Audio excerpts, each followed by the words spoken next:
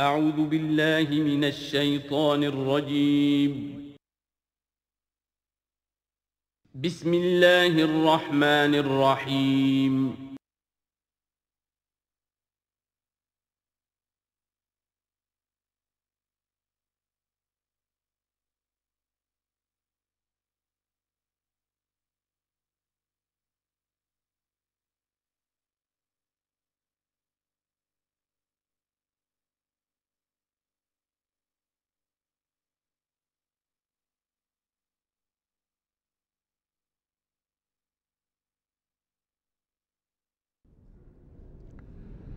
بسم اللہ اولہ و آخرہ۔ پچھلی نشست میں جو گفتگو چل رہی تھی وہ فہم قرآن کے ضمن میں کچھ بنیادی اصول کہ جنہیں اگر پیش نظر رکھا جائے تو سہولت ہو جائے قرآن کے سمجھنے میں۔ 5 چیزیں بیان ہو چکی تھیں۔ نمبر 1، قرآن کا اسلوب استدلال منطقی نہیں ہے، فطری ہے، نیچرل اور خطابی ہے، انسان کو خود غور و فکر کرنے اور اپنے اندر جھانکنے کی دعوت دیتا ہے قرآن۔ ثانیاً، قرآن مجید کی آیات میں تقسیم ہے، محکمات اور متشابہات، اور سورہ آل عمران میں جہاں اس کا ذکر ہے فرما دیا گیا ہے کہ اہل ایمان کا شیوہ یہ ہونا چاہیے کہ وہ محکمات پر اپنی توجہ کو مرکوز رکھیں اور متشابہات کے بارے میں اجمالی طور پر یقین رکھیں کہ اللہ کی طرف سے ہے، یقیناً حق ہے، چاہے وہ ہماری سمجھ میں آئی ہے یا نہیں آئی۔ لیکن اس میں جو ایک براڈ تقسیم ہے وہ یہ کہ آیات الاحکام سب کی سب محکمات ہیں، مستقل، اور عالم غیب، عالم آخرہ، عالم برزخ، عالم ارواح، عالم ملائکہ، اس کے تمام امور مستقل طور پر متشابہات میں سے ہے۔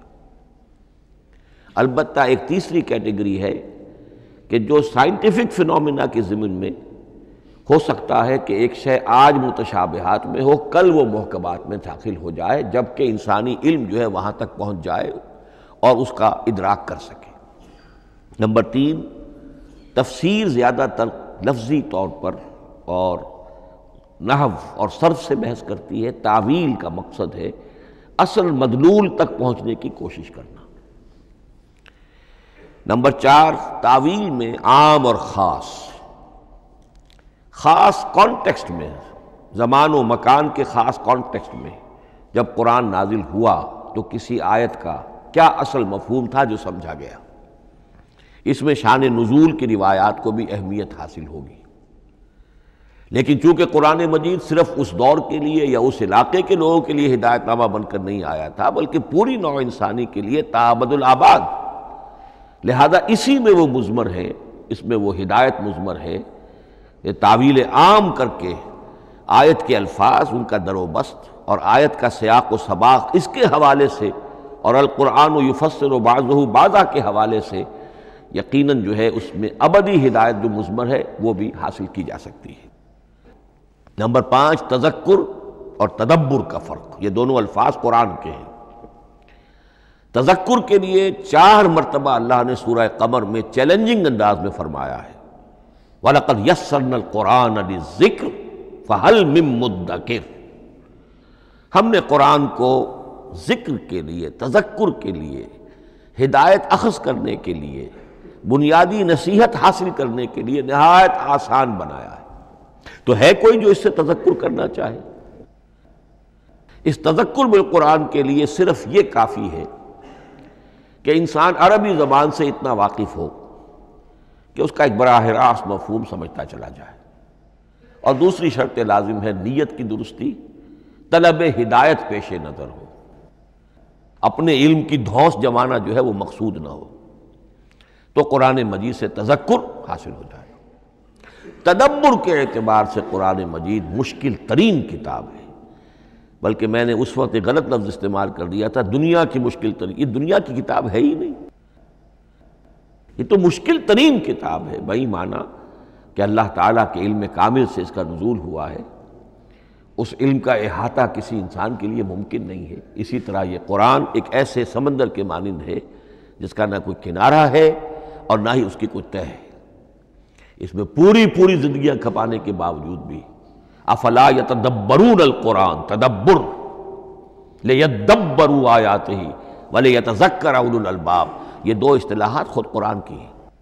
میرا جو کتابچہ ہے مسلمانوں پر قرآن مجید کے حقوق، اس میں نے ان پر تفصیل سے بحث کی۔ نمبر 6، دو اعتبارات سے قرآن مجید پر غور کرنے والے کا ایٹیچیوڈ ایک دوسرے سے بالکل متضاد ہوگا۔ احکام کے حوالے سے ایک طالب علم کا رخ پیچھے کی طرف ہونا چاہیے، اسلاف نے کیا سمجھا، ان سے پہلوں نے کیا سمجھا، ان سے پہلوں نے کیا سمجھا، صحابہ نے کیا سمجھا، یہاں تک کہ اپنے آپ کو محمد الرسول اللہ کے قدموں میں پہنچا دیجیے۔ دین کا عملی پہلو، حلال اور حرام، جائز و ناجائز، یہ چیزیں آپ کو، یہ نہیں کہ آپ کو نئے زمانے کی وہ جو بھی ریسرچ ہو اس کے حوالے سے اور نئے زمانے کے سائنسی جو حقائق ہیں ان کے حوالے سے بات کریں۔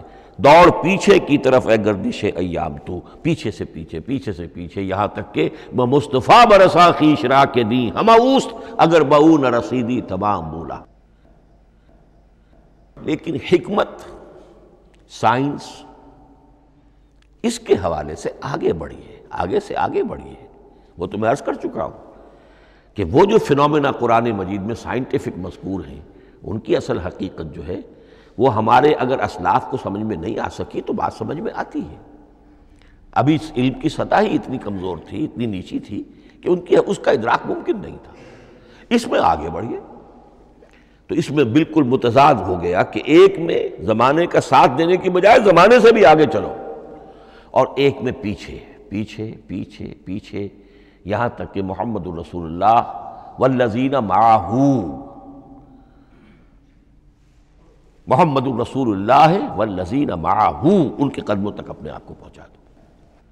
آخری شے فہم قرآن کے ضمن میں، لیکن یہ last but not the least کے مصداق ہے، یہ بات بہت صراحت کے ساتھ مولانا مودودی نے لکھی ہے تفہیم القرآن کے مقدمے میں، اور بہت اہم بات ہے، بہت اہم بات، اور وہ یہ ہے کہ قرآن مجید ایک ایسی کتاب نہیں ہے جسے کوئی محقق اور ریسرچ اسکالر اپنی لائبریری میں بیٹھ کر اور ریفرنس بک سامنے رکھ کر ادھر سے ادھر اور سمجھ لے۔ اس کے سمجھنے کی شرط لازم یہ ہے کہ جو یہ راستہ دکھاتا ہے اس پر چلنا شروع کرے۔ ایک ایک قدم کے بعد قرآنی حقائق مزید منکشف ہوں گے، اور مزید منکشف ہوں گے، اور مزید منکشف ہوں گے۔ جب تک قرآن مجید کے بتائے ہوئے راستے پر آدمی چلے گا نہیں، قرآن کی اصل حقیقت اس پر کبھی منکشف نہیں ہوگی۔ چاہے تفسیر لکھ دے، وہ تو لفظوں کی بحث ہے، صرف اور نحو ہے، یا روایات ہیں، وہ جمع کر دیجئے، لیکن یہ کہ قرآن مجید کا صحیح فہم عمل کے بغیر ممکن نہیں۔ جیسے قرآن مجید میں آتا زادتہم ایمانا، ایمان بڑھتا ہے، عمل کے ذریعے سے ایمان بڑھتا ہے۔ میں اس میں ایک شے کا اضافہ کر رہا ہوں، میرے نزدیک قرآن مجید مینول آف ریولیوشن، محمد عربی صلی اللہ علیہ وسلم نے ایک عظیم انقلاب برپا کیا دنیا میں، اور ایک انقلابی جد و جہد کی ہے۔ دعوت کے قبول کرنے والوں کو منظم کرنا، ان میں سم و طاعت کی عادت پیدا کرنا، پھر ان میں تن من دھن قربان کرنے کا جذبہ پیدا کرنا، پھر ان کا تزکیہ کرنا، ان کی تربیت، پھر جب وہ تیار ہو جائیں تو باطل سے ٹکر، اور اس میں پھر جہاد اور قتال کے مراحل، تاکہ انقلاب آ گیا، اور یہ کہ جاء الحق وزہق الباطل ان الباطل کان زہوقا۔ اس جد و جہد کے ہر مرحلے پر قرآن نازل ہو رہا ہے، جو اس مرحلے کے جو مسائل ہیں، جو اس مرحلے کے پرابلمز ہیں، جو اس مرحلے کی مشکلات ہیں، ان سے بحث کر رہا ہے۔ اب اگر کوئی فرد یا کوئی گروہ اس پروسیس میں وہ داخل ہی نہیں، وہ سمجھ ہی نہیں سکتا کہ یہ جو بات کہی جا رہی ہے اس کا اصل محل کیا ہے، مقام کیا ہے، کیوں کہی جا رہی ہے۔ وہ تو جب اسی قسم کی انقلابی جد و جہد میں کوئی خود مبتلا ہوگا تو اسے معلوم ہوگا کہ یہ تھی وہ مشکل، یا یہ تھا وہ مسئلہ، یا یہ تھا وہ مرحلہ جو اس وقت کی جو جد و جہد تھی محمد الرسول اللہ والذین معہ کی، کہ اس وقت یہ آیات نازل ہوئی۔ اس طریقے سے مینول آف ریولوشن میں کہا کرتا ہوں، چونکہ ہماری جو طب کی تعلیم ہوتی ہے ان میں مینول آف ڈسیکشن سب سے پہلے جو ہے اناٹومی پڑھائی جاتی ہے اور ڈیڈ باڈی کی ڈسیکشن ہوتی ہے، تو مینول آف ڈسیکشن جو ہے وہ پہلی کتاب ہوتی ہے جو ہمیں ملتی ہے۔ یہ ہوتا ہے، بتایا جاتا ہے یہاں ذرا شکاف دو اور یہ کھال کو کاٹو، اس کے اندر تمہیں یہ نظر آئے گا، یہ فیشیا ہے، پھر اسے اس کے اندر ایک اور شگاف دو، یہ نظر آئے گا۔ بالکل اسی طریقے سے قرآن مجید کی انگلی پکڑ کر اگر آپ چلیں گے تو پھر درجہ بدرجہ قرآن آپ پر منکشف ہوتا چلا جائے گا۔ اور اگر آپ نے اسے صرف ایک اکیڈمک ایکسرسائز بنا لیا، ایک علمی بات ہے، اس سے آگے کچھ نہیں، تو قرآن مجید کا جو اصل لب لباب ہے، جو اصل اس کا جوہر ہے، وہ کبھی منکشف نہیں ہوگا۔ اب آئیے ایک اہم موضوع، اعجاز قرآن کے وجوہ کیا ہیں۔ پہلی بات تو یہ سمجھ لیجئے کہ قرآن مجید کی حقانیت پر بنیادی طور پر دو قسم کی دلیلیں ہیں۔ ایک دلیل خارجی ہے، خارجی دلیل محمد الرسول اللہ صلی اللہ علیہ وسلم کی شخصیت اور آپ کا کارنامہ، الصادق الامین، قد لبثت فیکم عمرا، میں تمہارے مابین ایک عمر گزار چکا ہوں، تم نے مجھے دیکھا، میرا کردار دیکھا، تم نے خود مجھے الصادق اور الامین کا جو ہے خطاب دیا، تو خود حضور کی شخصیت دلیل ہے قرآن مجید کی حقانیت پر۔ اس اعتبار سے ایک مضمون بہت اہم ہے، اور وہ یہ کہ قرآن اور محمد صلی اللہ علیہ وسلم اس طرح ایک دوسرے کے ساتھ جڑے ہوئے ہیں، گتھے ہوئے ہیں، ایک وحدت بن گئے ہیں، ایک آرگینک ہول بن گئے ہیں کہ ایک دوسرے کے لیے شاہد بھی ہے اور ایک دوسرے کے لیے کمپلیمنٹری بھی ہے، جس کے لیے میں دو مقامات سے استشہاد کروں گا۔ سورہ بینہ میں فرمایا لم یکن الذین کفروا من اہل الکتاب والمشرکین منفکین حتی تأتیہم البینہ، اہل کتاب میں سے اور کفار میں سے، مشرکین میں سے جو لوگ جنہوں نے کہ کفر کیا تھا، وہ علیحدہ نہیں کیے جا سکتے تھے جب تک کہ بینہ نہ آ جاتی۔ اب بینہ کیا ہے؟ رسول من اللہ یتلو صحفا مطہرۃ فیہا کتب قیمہ، بینہ دو چیزوں سے مل کر بنی، رسول من اللہ یتلو صحفا مطہرۃ فیہا کتب قیمہ، رسول اور قرآن مل کر بینہ ہے، رسول کی شخصیت بین ہے، اور یہ قرآن مجید کے لیے دلیل ہے۔ دوسری طرف قرآن مجید محمد کی رسالت کا ثبوت ہے، جیسے کہ آپ دیکھتے ہیں یاسین والقرآن الحکیم انک لمن المرسلین، والقرآن الحکیم، قسم ہے اس قرآن حکیم کی، یعنی یہ قرآن حکیم گواہ ہے، شاہد عادل ہے کہ اے محمد آپ اللہ کے رسول ہیں۔ محمد کی شخصیت، حقانیت قرآن پر دلیل، قرآن محمد کی رسالت پر دلیل، ایک دوسرے کے شاہد۔ دوسرا مقام سورہ طلاق کا ہے، قد انزل الیکم ذکرا، دیکھو لوگو اللہ نے تمہارے لیے یاد دہانی ذکر نازل کر دیا ہے۔ وہ یاد دہانی کیا ہے؟ رسولا یتلو علیکم آیات اللہ مبینات، اللہ کا ایک رسول جو تمہیں پڑھ کر سنا رہا ہے اللہ کی آیات بینات۔ یہ دونوں چیزیں مل کر بینہ بنا، دونوں چیزیں مل کر ذکرا بنا۔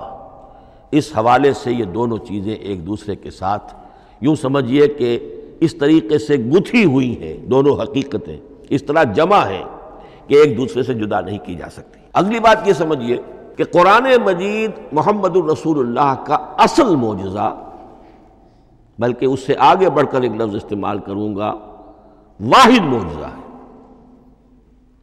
آپ شاید حیران ہو کہ اور بھی تو معجزات بیان ہوتے ہیں حضور کے، لیکن میری بات سمجھیے، غور کیجیے۔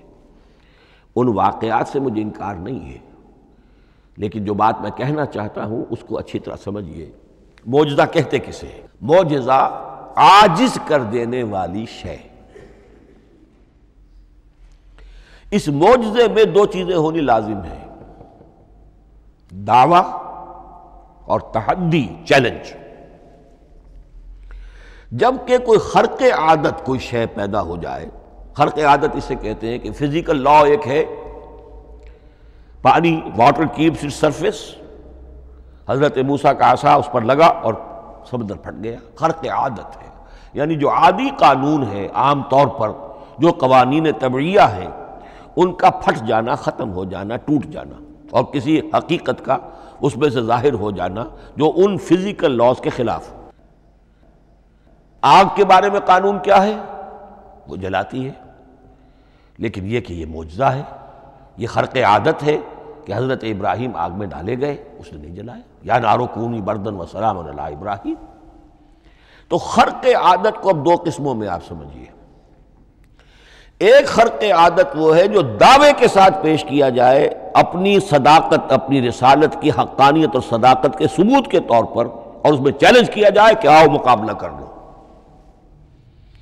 وہ اس رسول کا اصل معجزہ ہوتا ہے۔ ایک خرق عادت وہ ہے جو اللہ تعالیٰ اپنے نیک بندوں کی بزرگی کو ظاہر کرنے کے لیے، غیر انبیاء کے لیے بھی کرامات جنہیں ہم کہتے ہیں ہو جاتی ہے۔ بہت سے صحابہ سے وہ کرامات ثابت ہیں۔ حضرت عمر رضی اللہ تعالی عنہ کو شام کا میدان جنگ دکھا دیا گیا، یا ساریۃ الی الجبل کے الفاظ آپ نے فرمائے۔ ابھی تو ٹیلی ویژن کہیں نہیں تھا، ابھی یہ سارے وسائل و ذرائع موجود نہیں تھے، یہ خرق عادت ہے۔ غیر نبی کے لیے اسے ہم کہیں گے کہ یہ کرامات ہے۔ نبی کے لیے لفظ معجزہ اختیار کر لیا جاتا ہے، لیکن معجزہ اس کو نہیں کہنا چاہیے، اصل میں یہ بھی نبی کے لیے کرامات کے درجے کی شے ہے جو اس سے بلند ہے۔ معجزہ وہ ہے جسے کوئی نبی دلیل کے طور پر پیش کرے اور اس پر چیلنج کرے کہ آؤ اور مقابلہ کرو۔ مثلا حضرت موسیٰ علیہ السلام کو دو معجزے دیے گئے، اور اس میں سے جو سانپ بن جانا تھا لاٹھی کا، وہ معجزہ ہے جس پر چیلنج بھی آیا اور ساحروں سے مقابلہ بھی کیا، اور ساحر شکست کھا گئے، عاجز آ گئے۔ القی السحرۃ ساجدین، وہ سارے جادوگر جو ہیں فوری طور پر بے اختیار سجدے میں گر گئے۔ آمنا برب موسیٰ و ہارون، ہم ایمان لے آئے موسیٰ اور ہارون کے رب پر۔ یہ معجزہ ہے۔ اس معنی میں محمد الرسول اللہ صلی اللہ علیہ وسلم کا معجزہ صرف قرآن حکیم۔ قرآن مجید میں آپ سورہ انعام میں بھی دیکھیں گے بہت ہی شدت کے ساتھ، سورہ بنی اسرائیل میں دیکھیں گے بڑی تفصیل کے ساتھ معجزے طلب کیے گئے۔ آپ اس مکے کی سرزمین میں ابھی ہمارے دیکھتے ہی دیکھتے چشمہ نکال دیجئے، ہم مان لیں گے آپ اللہ کے رسول ہیں۔ آپ ہماری نگاہوں کے سامنے آسمان پر چڑھ کر دکھائیے، پھر وہاں سے کتاب لے کر اتریے، پھر ہم سمجھ لیں گے آپ اللہ کے رسول ہیں۔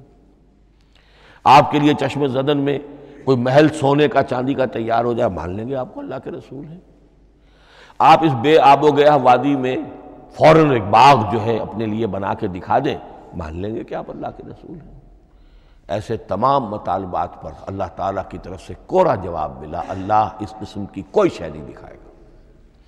بلکہ سورہ انعام جب ہم پڑھیں گے وہاں تو بہت ہی واقعہ یہ ہے کہ اس کو پڑھ کر رقت طاری ہوتی ہے کہ ایک موقع پر ایسا محسوس ہوتا ہے کہ حضور صلی اللہ علیہ وسلم کی طبیعت مبارکہ میں یہ خیال پیدا ہو گیا کہ اللہ کو ایسی شے ان کو دکھائی دی جائے تاکہ چپ تو ہو جائیں، نہ بھی مانیں گے چپ تو ہوں گے، ورنہ تو عوام کے سامنے ان کی دلیل مجھ پر قائم ہو رہی ہے کہ بھائی یہ رسالت کے مدعی ہے، ہم کہتے ہیں معجزہ دکھاؤ، معجزہ نہیں دکھاتے، تو پوزیشن میری جو ہے کمزور ہو رہی ہے۔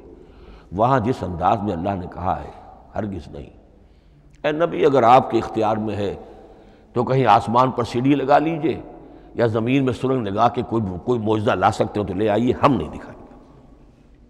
لقت طاری ہوتی ہے۔ تو حضور کا معجزہ اس معنی میں صرف ایک ہے اور وہ قرآن ہے۔ اچھا، اس کے لیے کیسے کیسے چیلنج کیے گئے؟ ام یقولون تقولہ بل لا یؤمنون فلیاتوا بحدیث مثلہ ان کانوا صادقین، سورۃ الطور۔ کیا ان لوگوں کا کہنا یہ ہے کہ یہ کلام خود محمد نے موضوع کر لیا ہے صلی اللہ علیہ وسلم؟ تو اگر ایسی بات ہے تو وہ بھی ایسا ہی کلام پیش کر دیں۔ تحدی، اس چیلنج کو کوئی قبول نہیں کر سکا۔ کم سے کم اس شرافت کا اقرار کرنا پڑتا ہے کہ اس وقت عرب قوم میں یہ شرافت تھی کہ کسی نے اٹیمپٹ بھی نہیں کی، ورنہ کوئی شخص الٹی سیدھی عبارت لکھ کر لے آتا اور کھڑا ہو کر کہہ دیتا کہ ٹھیک میں کہتا ہوں یہ ہے، یہ قرآن کی طرح کا کلام ہے۔ نہیں، کسی نے نہیں کیا۔ تاریخ یہ بتاتی ہے کہ اس تحدی کا کوئی کسی نے قبول نہیں کیا۔ اسی طرح فرمایا سورہ بنی اسرائیل میں قُلْ لَئِنِ اجْتَمَعَتِ الْإِنسُ وَالْجِنُّ عَلَىٰ أَن يَأْتُوا بِمِثْلِ هَٰذَا الْقُرْآنِ لَا يَأْتُونَ بِمِثْلِهِ وَلَوْ كَانَ بَعْضُهُمْ لِبَعْضٍ ظَهِيرًا۔ چیلنج ہے، اے نبی کہہ دیجئے اگر تمام انسان، تمام جن مل کر بھی چاہیں کہ ایسی کوئی کتاب وہ مرتب کر لیں، نہیں کر سکیں گے، چاہے وہ سب کے سب ایک دوسرے کی مدد کریں۔ ہے کہ نہیں چیلنج؟ اسی طریقے سے سورہ ہود میں فرمایا، اب اس کو کہتے ہیں برسبیل تنزل، پوری کتاب نہیں لا سکتے قرآن جیسی، چلو تو 10 صورتیں لے آؤ۔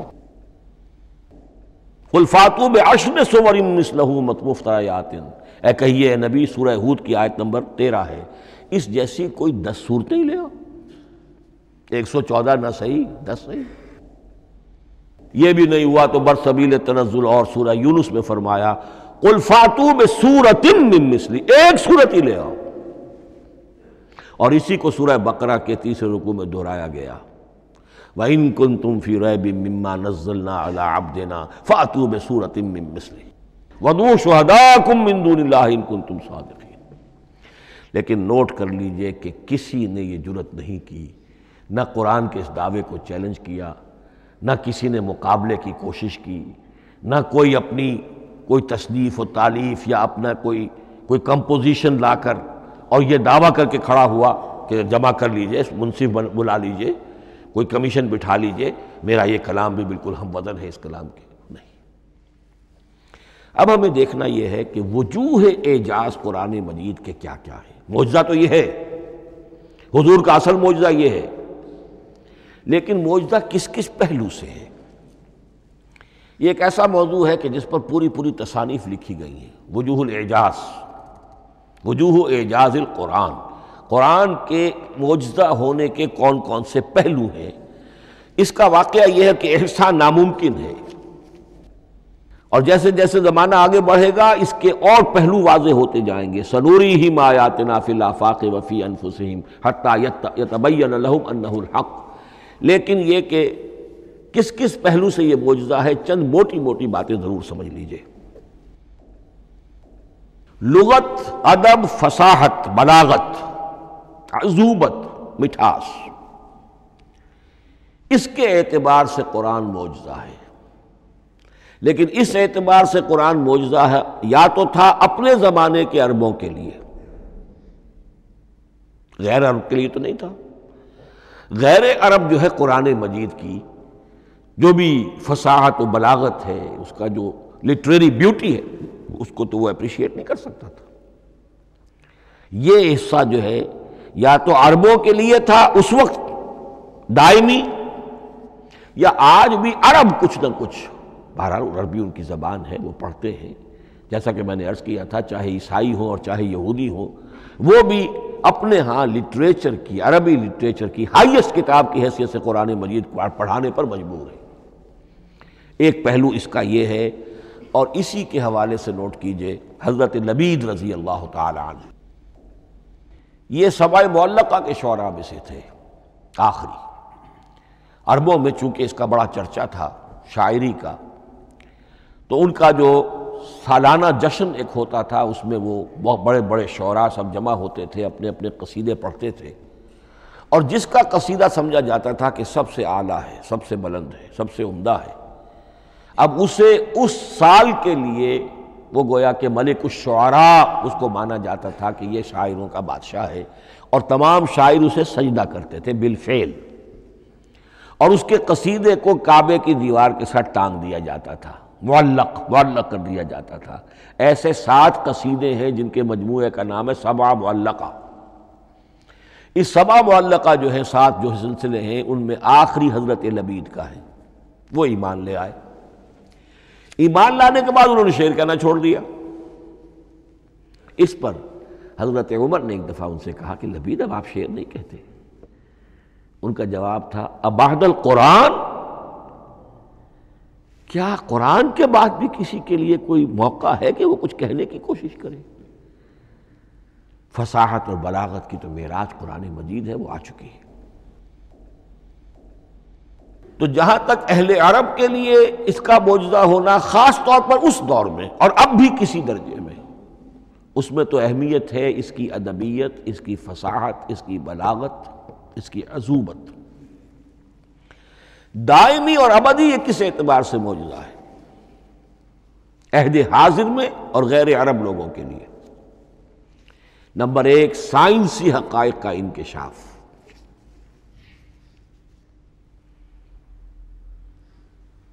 جس طریقے سے کہ یہ سائنسی حقائق منکشف ہوتے چلے جا رہے ہیں ابدی طور پر، میں ڈاکٹر مورس بکائی کا حوالہ دے چکا ہوں اور پروفیسر ڈاکٹر کیتھل مور کا حوالہ دے چکا ہوں، ان کو ذہن میں رکھیے۔ سنریہم آیاتنا فی الآفاق وفی انفسہم حتی یتبین لہم انہ الحق۔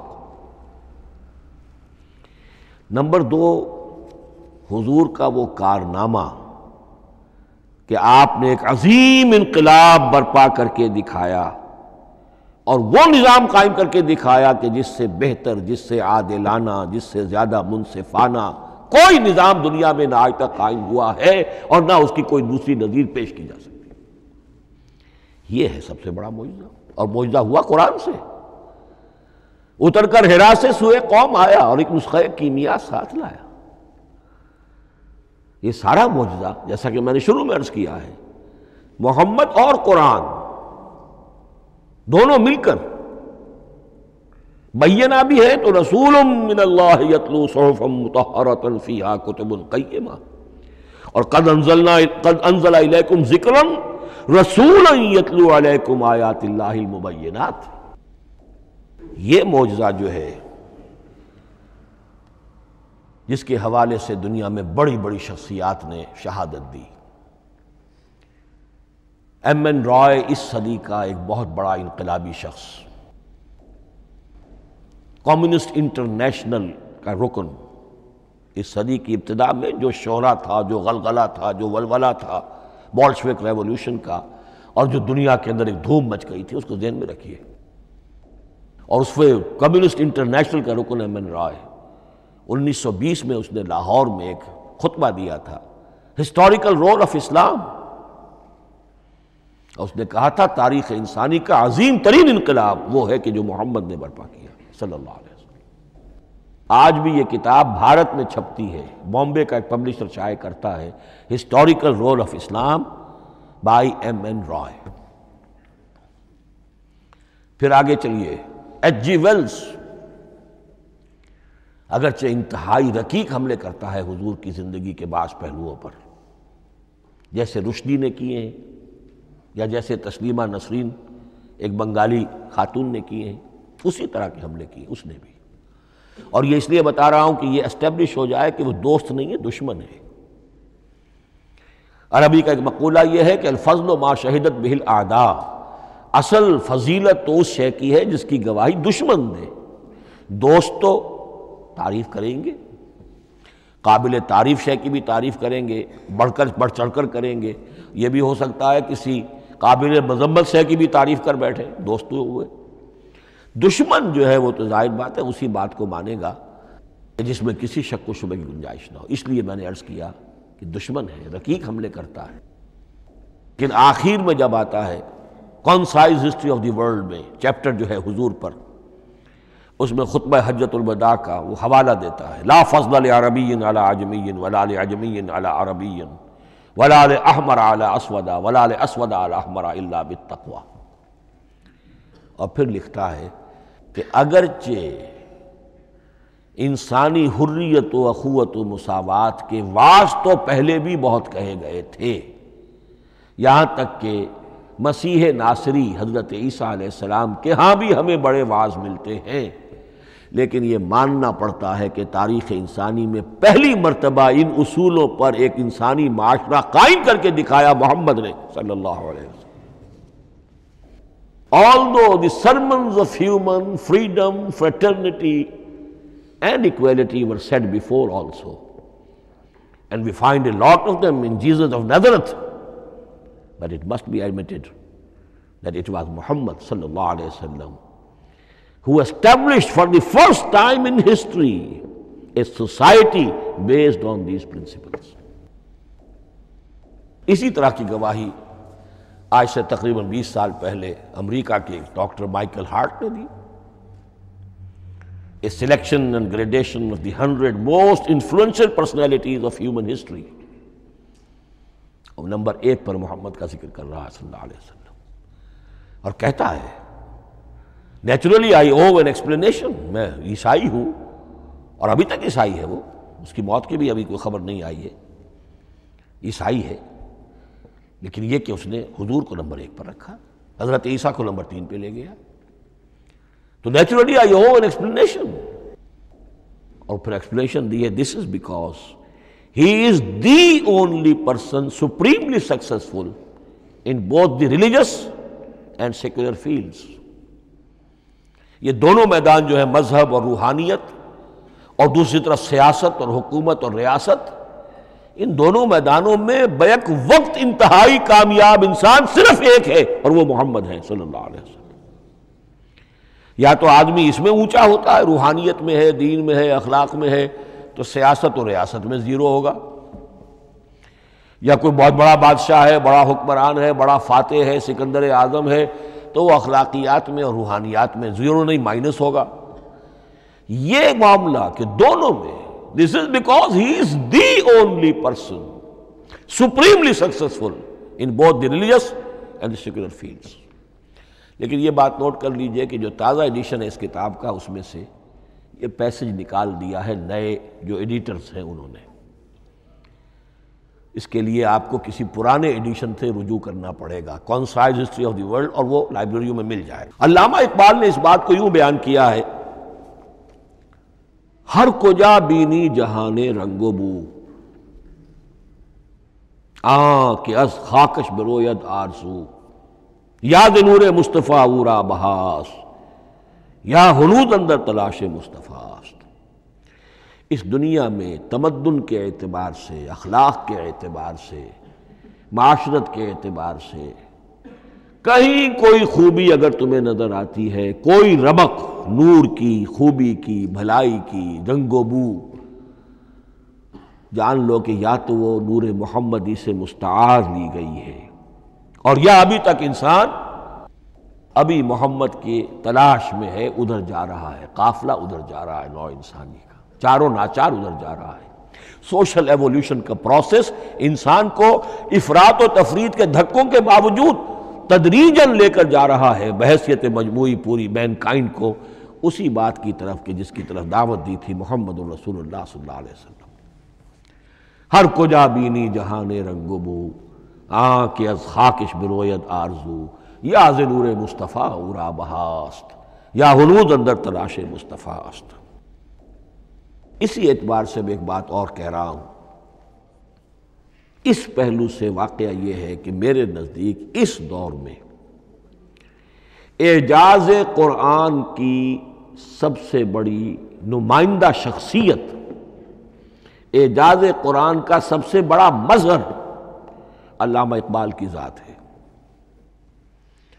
20ویں صدی کا مفکر، فلسفی، مشرق و مغرب کے فلسفے پڑھ چکا، قدیم اور جدید فلسفہ سب کا مطالعہ کیا، اور اس کے بعد اس کو قرآن کی حقانیت پر جو یقین نظر آیا ہے، قرآن کی عظمت جس طرح اس پر منکشف ہوئی ہے، وہ واقعہ یہ ہے کہ مجھے کم سے کم اپنی محدود معلومات کی حد تک عظمت قرآن کا وہ انکشاف کسی دوسرے شخص پر نظر نہیں آتا۔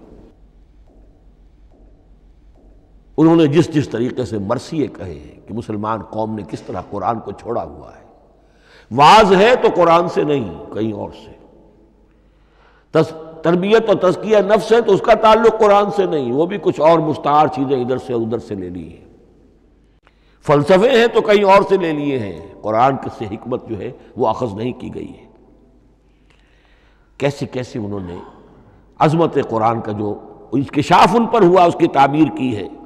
کتاب زندہ قرآن حکیم، حکمت او لا یزال است و قدیم، حرف اورا ریب نئے، تبدیل نئے، آیاش شرمندہ تعویل نئے، فاش گویا ماں سے در دل مضمر است، یہ کتابیں نیز چیزیں دیگر است، مثل حق پنہاؤ ہم پیداستو، زندہ و پائندہ و گویاستو، چون بجاں در رفت جہاں دیگر شود، جہاں چو دیگر شد جہاں دیگر شود۔ میں اس میں خاص طور پر دو اشعار آپ کو اس وقت سنانا چاہتا ہوں۔ انہوں نے حضور سے مناجات کرتے ہوئے دو اشعار کہے ہیں، اس سے آپ کو اندازہ ہوگا کہ انہیں کتنا یقین تھا کہ میرے سارے فکر کا منبع قرآن حکیم ہے۔ کہتے ہیں گر دلم آئینہ بے جوہر است، اے اللہ کے رسول صلی اللہ علیہ وسلم، اگر میرا دل اس آئینے کے مانند ہے جس میں چمک نہیں ہے، ور بحرفم غیر قرآن مضمر است، اور اگر میرے پیغام میں قرآن کے سوا کوئی شے شامل ہو گئی ہے، قرآن کے سوا کوئی چیز اس میں چھپی ہوئی ہے، مضمر ہے، پردہ ناموس فکرم چاک کن، تو میرے فکر کی ناموس کے دھجیاں بکھیر دیجئے، پردہ ناموس فکرم چاک کن، این خیاباں راز خارم پاک کن، اس شاہراہ کو اس کانٹے سے پاک کر دیجئے، کانٹا میرا، میں کانٹے کے مانند ہوں، پھر اٹھا کر پھینک دیجئے، روز محشر خار و رسوا کن مرا، بے نصیب از بوسہ پاک کن مرا، قیامت کے دن مجھے ذلیل و خوار کیجیے گا اور اپنے قدموں، اپنے پائے مبارک کا بوسہ لینے سے محروم کر دیجیے گا۔ یہ اتنی بڑی بد دعا جو اقبال اپنے آپ کو دے رہا ہے، تو کس قدر یقین اسے حاصل ہے کہ اس نے قرآن کی ترجمانی کی ہے۔ اب آئیے، بہت چھوٹے چھوٹے دو اور مضمون ہیں۔ قرآن حبل اللہ ہے، اس کے کیا معنی ہے؟ حبل رسی کو کہتے ہیں، اللہ کی رسی، حبل من مسد، سورہ لہب میں یہ لفظ آیا ہے۔ امام راغب نے اس کی تعبیر کی ہے، استعیر للوصل ولکل ما یتوصل بہ الی شیء، یا تو تعلق کو حبل سے استعارہ دیا جاتا ہے، استعارے کے طور پر حبل کا لفظ کسی تعلق کے لیے استعمال ہوتا ہے، یا کسی شے تک پہنچنے کا ذریعہ، وہ حبل ہے۔ اب یہ ہمیں لفظ ملتا ہے حضرت علی رضی اللہ تعالیٰ عنہ کی روایت میں، هو حبل اللہ المتین، ترمذی میں یہ الفاظ موجود ہیں، حضرت علی سے منقول ہے رضی اللہ تعالیٰ عنہ، یہی ہے اللہ کی مضبوط رسی، کیونکہ قرآن مجید میں آتا ہے وَاعْتَصِمُوا بِحَبْلِ اللَّهِ جَمِيعًا، تو حبل اللہ کون سی ہے؟ پھر یہ حضرت عبداللہ ابن عمر سے بھی ہے، یہ روایت موجود ہے رزین میں، هو حبل اللہ المتین، یہ قرآن ہی اللہ کی مضبوط رسی ہے۔ اللہ سے اب اس کے دو پہلو ہیں، ایک تو یہ کہ یہ اللہ سے جوڑنے والی ہے، تقرب اللہ کا ذریعہ ہے، وصول الی الشیء، کسی چیز تک پہنچانے والی شے، اس کا سہل ترین، اللہ کے تقرب کا سہل ترین ذریعہ، مؤثر ترین ذریعہ قرآن حکیم ہے۔ چنانچہ ترمذی میں حضرت عبداللہ ابن مسعود کا یہ قول موجود ہے، القرآن حبل اللہ الممدود من السماء الی الارض، قرآن تو اللہ کی وہ رسی ہے جو تنی ہوئی ہے آسمان سے زمین کی طرف۔ یہ ترمذی میں تو اصل میں اثر ہے، حضرت عبداللہ ابن مسعود کا قول ہے، لیکن یہ کہ زید ابن ارقم سے یہ الفاظ جو ہیں مرفوعاً کہ یہ حضور کے الفاظ ہیں، یہ بھی منقول ہے کہ حضور نے فرمایا کہ القرآن حبل اللہ الممدود من السماء الی الارض۔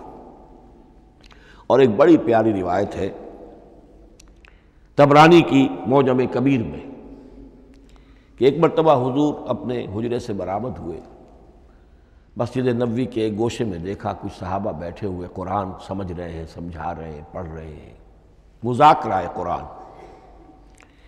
آپ کے چہرے پر بڑے بشاشت کے آثار ظاہر ہوئے، خوشی کے آثار۔ آپ چل کر تشریف لائے، پہلے ایک سوال کیا، الستم تشہدون اللہ الہ الا اللہ وانی رسول اللہ وہذا القرآن جاء من عند اللہ، کیا آپ لوگ اس کے گواہ نہیں ہیں کہ اللہ کے سوا کوئی معبود نہیں اور میں اللہ کا رسول ہوں، اور یہ قرآن خاص اللہ کے پاس سے آیا ہے؟ صحابہ کا جواب کیا ہو سکتا تھا؟ بلا یا رسول اللہ، کیوں نہیں اللہ کے رسول، ہم گواہ ہیں، اللہ کے سوا کوئی معبود نہیں، آپ اللہ کے رسول ہیں اور قرآن خاص اللہ کے پاس سے آیا ہے۔ اب آپ نے فرمایا فاستبشروا، خوشیاں مناؤ، فإن هذا القرآن طرفه بأيديكم وطرفه بيد اللہ، اس لیے کہ یہ قرآن وہ شے ہے کہ اس کا ایک سرا تمہارے ہاتھ میں ہے، ایک سرا اللہ کے ہاتھ میں۔ تو وصول الی اللہ کا مؤثر ترین طریقہ، تقرب الی اللہ کا مؤثر ترین طریقہ، سہل ترین طریقہ، شور شوٹ طریقہ وہ قرآن مجید ہے۔ اس اعتبار سے بھی کہ ہے ہی اللہ کی صفت، یہ ہم بحث کر چکے ہیں پہلے، اللہ کا کلام ہے، کلام صفت ہوتی ہے، اور صفت لا عین ولا غیر، یہ قرآن اللہ کا غیر نہیں ہے، ہم سمجھ نہیں سکتے، لیکن یہ کہ ہر صفت جو ہے وہ تو در حقیقت نہ عین ہے نہ غیر ہے۔ دوسری طرف یہی قرآن جو ہے حبل اللہ اس معنی میں بنتا ہے کہ مسلمانوں کو باہم جوڑنے والی شے، وَاعْتَصِمُوا بِحَبْلِ اللَّهِ جَمِيعًا وَلَا تَفَرَّقُوا، حبل اللہ کو مضبوطی کے ساتھ تھام لو، سب کے سب جمع ہو کر، یہ تمہیں تفرقے سے بچانے والی شے ہے۔ اس کی وجہ کیا ہے؟ ظاہر بات ہے کہ انسانوں جو ہے ان کے اندر اتحاد پیدا ہوگا اتحاد فکری کے نتیجے میں، فکر ایک ہو، نظریات ایک ہوں، ویلیوز ایک ہوں، مقاصد ایک ہوں، تبھی تو انسان متحد ہوں گے۔ یہ بھیڑوں کا غلہ تو نہیں ہے کہ چرواہے کی ایک لاٹھی کافی ہے ان کو جمع رکھنے کے لیے، وہ بھیڑوں کا غلہ ہے۔ انسانوں کو جمع کرنے کے لیے کوئی ایسی شے جو تمہیں ایک فکر سے، ایک نظریے سے، ایک مقصد سے، ایک نصب العین سے متصف کر دے، وہ تمہیں جوڑ دے گی۔ اور قرآن وہ شے ہے جو ایک فکر دیتا ہے، ایک خیال دیتا ہے، ایک نظریہ دیتا ہے، ایک عقیدہ دیتا ہے، ایک مقصد دیتا ہے، ایک نصب العین دیتا ہے، اللہ کے لیے جینا، اللہ کے لیے مرنا، ان صلاتی و نسکی و محیای و مماتی للہ رب العالمین، ایک آئیڈیل دیتا ہے محمد الرسول اللہ کی شکل میں، لقد کان لکم فی رسول اللہ اسوۃ حسنہ۔ اب قرآن وہ چیز ہے کہ جو تمہیں آپس میں جوڑتی چلی جائے گی، تمہارے درمیان اتحاد پیدا ہو جائے گی۔ آخری چیز، مسلمانوں پر قرآن مجید کے حقوق کیا ہیں؟ یہ صرف اشارہ کروں گا اس لیے کہ اس پر میرا کتابچہ موجود ہے، اور اس کتابچے کو اللہ تعالیٰ نے بہت قبول عام عطا فرمایا۔ اس کا انگریزی ترجمہ کیا ایک صاحب نے، از خود کیا، خود ہی ٹائپ کیا، خود ہی چھپوایا۔ عربی ترجمہ ایک صاحب نے کیا، خود کیا۔ فارسی ترجمہ ایک صاحب نے کیا، خود کیا، بغیر کسی معاوضے کے۔ ملیشیا میں وہ چھپ چکا ہے، لاکھوں کی تعداد میں عام ہو چکا ہے۔ پھر میں نے ایک موقع پر 1970 میں رمضان مبارک کے دوران آخری عشرے میں مولانا بن نوری رحمۃ اللہ علیہ تشریف لائے ہوئے تھے مدینہ منورہ، اور میں نے بھی وہ پورا رمضان مبارک اس سال وہیں کیا تھا۔ میں نے ان کو دیا تھا کہ آپ دیکھیے اس میں کوئی غلطی ہو تو مجھے بتا دیجئے، میں اسے بڑے پیمانے پر شائع کرنا چاہتا ہوں۔ انہوں نے حالت اعتکاف میں مسجد نبوی میں پڑھا ہے، صرف ایک جگہ ایک جملے میں انہوں نے اصلاح تجویز کی، وہ میں نے کر دی۔ اس اعتبار سے اب یہ کتابچہ جو ہے مصدقہ ہے مولانا محمد یوسف بن نوری رحمۃ اللہ علیہ کا۔ اس میں اللہ تعالیٰ نے جو بات مجھ سے کہلوا دی تھی، تقریباً 30 سال پہلے کی بات ہے، ہر مسلمان پر قرآن مجید کے 5 حقوق حسب استعداد و توفیق عائد ہوتے ہیں۔ پہلے یہ کہ اس پر ایمان ہو جیسا کہ ایمان کا حق ہے، صرف زبانی ایمان نہیں، دل سے یقین کہ یہ اللہ کا کلام ہے۔ اور اس کا نتیجہ کیا ہوگا؟ پھر عظمت اس کی پیدا ہوگی، ایمان و تعظیم، یہ پہلا حق ہے۔ تلاوت و ترتیل، اس کو پڑھے جیسے کہ پڑھنے کا حق ہے، پھر سمجھے جیسے کہ سمجھنے کا حق ہے، تذکر و تدبر، پھر عمل کرے، انفرادی طور پر بھی اجتماعی طور پر بھی۔ انفرادی طور پر جو آپ کی زندگی کے معاملات ہیں وہ آپ قرآن کے مطابق طے کریں، قومی سطح پر حکومت اور ریاست اور قانون اور سیاست، اس کے سارے تقاضے قرآن کے مطابق پورے ہوں، اور آخری یہ کہ اس قرآن کو پہنچائیں اور عام کریں، جس کے لیے حضور نے اس حد تک اس میں عمومیت کر دی ہے کہ بلغوا انی ولو آیۃ، پہنچاؤ میری جانب سے خواہ ایک ہی آیت پہنچاؤ، میرا کوئی امتی اس سعادت سے بالکل محروم نہ رہ جائے۔ اول تو خیرکم من تعلم القرآن وعلمہ، تم میں سے بہترین لوگ وہ ہیں جو اسی کے لیے اپنے آپ کو وقف کر دیں، قرآن پڑھیں اور پڑھائیں، سیکھیں اور سکھائیں، سمجھیں اور سمجھائیں۔ اس لیے کہ سمجھنے اور سمجھانے، سیکھنے اور سکھانے، پڑھنے اور پڑھانے کا بھی کوئی ایک لیول تو نہیں ہے، ایک عام لوگوں کی سطح ہے، ایک ان سے اوپر کی سطح ہے، ایک انٹلیکچوئلز کی سطح ہے، ایک جینیس لوگوں کی سطح ہے۔ ان تمام سطحوں پر قرآن کو سمجھانے کے لیے، پہنچانے کے لیے خود بھی تو اوپر اٹھنا پڑے گا، خود اسے سیکھنا پڑے گا، خود اس کی گہرائی میں غوطہ زنی کرنی پڑے گی، اور یہ ایک لائف لانگ پروسیس ہے، یہ کوئی پارٹ ٹائم جاب نہیں ہے، یہ کوئی صرف پیس ٹائم نہیں ہے، یہ کوئی ہابی نہیں ہے، ہمہ وقت ہمہ تن، خیرکم من تعلم القرآن وعلمہ۔ اب آخری بات بتا رہا ہوں، اور وہ یہ ہے کہ قرآن مجید وحی باللفظ ہے، صرف وحی بالمعنی نہیں ہے۔ یہ بحث اصل میں کیونکہ ہمارے پڑھے لکھے طبقے میں کچھ زیادہ ہو جاتی ہے، خاص طور پر جو مشنری اسکولوں وغیرہ میں پڑھے ہوں اور عیسائیت اور اس کے عقائد اور اس کے فلسفے کی کوئی تھوڑی بہت ان کو کوئی چھوت لگ گئی ہو۔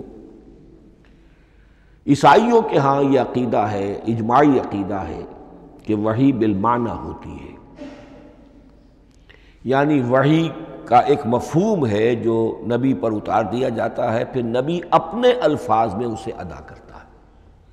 لفظ اللہ کے نہیں ہوتے، لفظ نبی کے ہوتے ہیں، مفہوم اللہ کا ہوتا ہے۔ ان کے لیے مجبوری یہ ہو چکی ہے جس کی وجہ سے انہیں یہ عقیدہ اپنانا پڑا کہ کوئی ایک انجیل ہے ہی نہیں،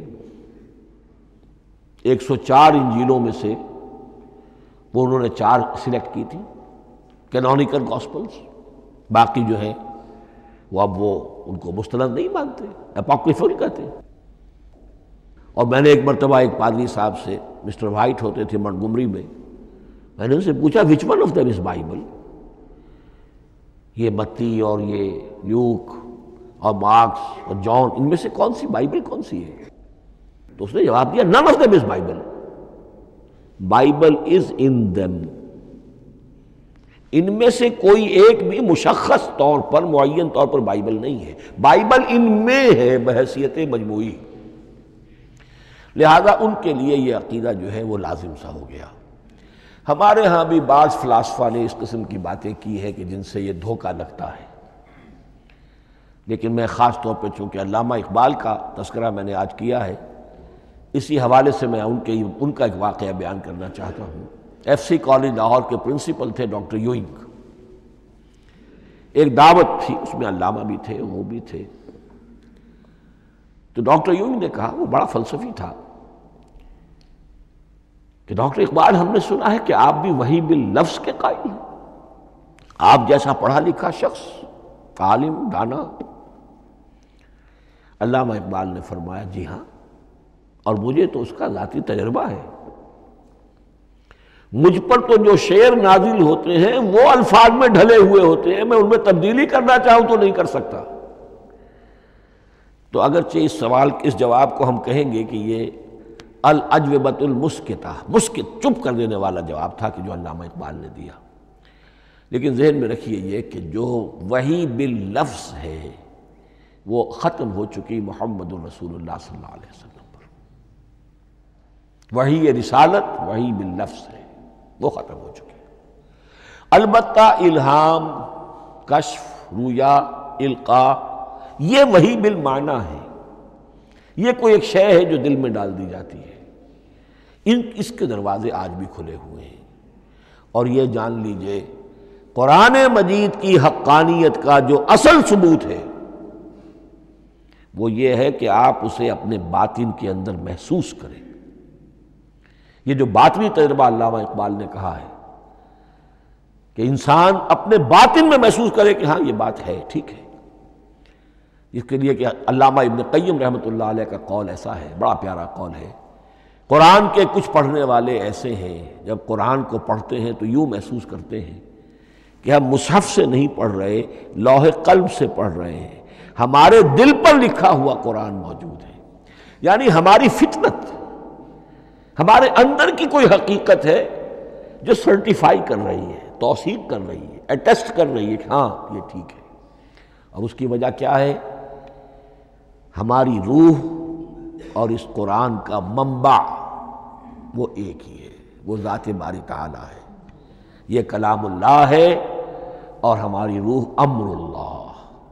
یسألونک عن الروح قل الروح من امر ربی وما اوتیتم من العلم الا قلیلا۔ بس میں اسی پر اکتفا کر رہا ہوں۔ اب گمان غالب یہی ہے کہ کل تو تراویح ہوگی انشاءاللہ، اس لیے کہ سنا یہ ہے کہ آج بھی روزہ تھا سعودی عرب میں، تو اب اس سے زیادہ تو تاخیر اب ممکن نہیں ہے، تو کل انشاءاللہ تعالی دورہ ترجمہ قرآن شروع ہو جائے گا۔ بارک اللہ لی ولکم فی القرآن العظیم ونفعنی وإیاکم بالآیات والذکر الحکیم۔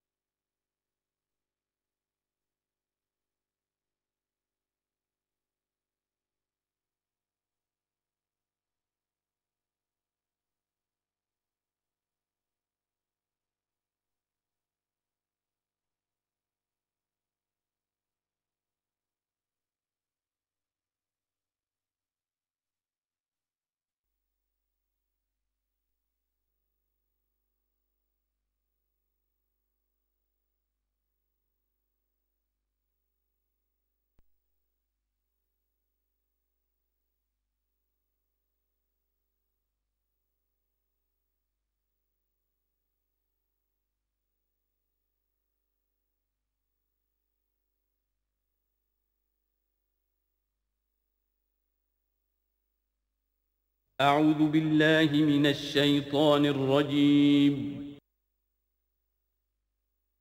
بسم الله الرحمن الرحيم.